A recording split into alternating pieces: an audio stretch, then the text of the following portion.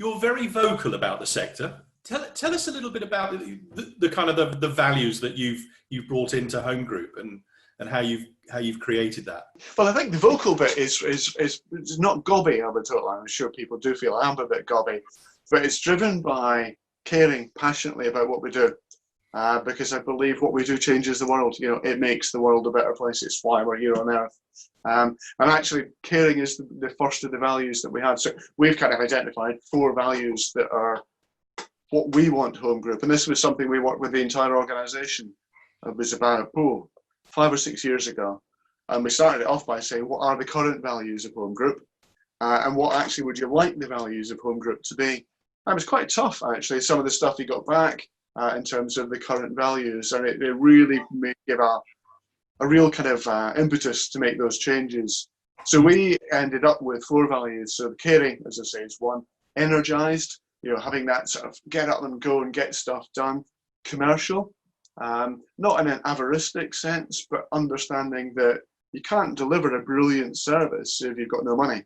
You know, you have to have that kind of commercial sense, and actually we owe it to our customers as well, to sort of think of, you know, every pound as your own, as it were. And then finally, accountable, because I think, again, that was probably something that we were light on way back when. It was, you know, you would do a job, throw it over a fence and leave it for the next team to pick it up, or it was us versus them. There was a bit of that, if I'm honest, in the organisation. So that accountability to actually see a job to get done rather than filling something in on the form and emailing it to somebody else and assuming it would get done. You know, I think we all need to be responsible. We need to be accountable to make sure stuff gets done in the organisation. So they were the four values we came at, but it was in conjunction with everybody. And I guess, yeah, I've been there a couple of jobs ago. The values were written by somebody I'd never heard of.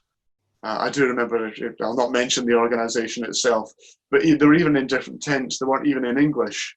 And they were printed on a bit of laminated paper stuck on a notice board, to which the office wags had added either rude drawings or ruder words to, what's the point? I mean, what is the point in having values that nobody believes in or wants to get that organisation to? I think that's been really fundamental in the journey that Home Group have taken. Probably if you asked me earlier in my career, are values and culture important? I said, no, get the job done, much more important. I think now I'm an old git, I recognise actually they are the 2 things that make an organisation, and it binds us together and it gets results. Yeah. So what do you think are the major changes to your organisation since you joined? The biggest, most single change is about culture, to be honest.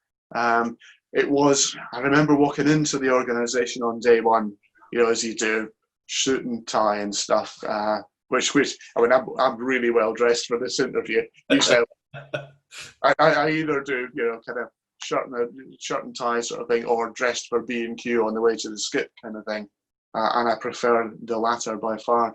But the organisation was terribly formal. I walked in the door and there was these barriers in reception. So there was the standard reception desk with a big high desk and somebody on the phone, somebody else behind it, so you had to wait. And then these metal barriers. I remember asking, what are the barriers there for? And the receptionist, bless her, said, that's to stop. If any angry customers arrive at the organisation and want to speak to the exec, the barriers will stop them. So I went home and got my toolbox and undid them all that afternoon and chucked them out. Because frankly, if a customer is that angry, then they've got a damn right to go and give an executive a good shouting out.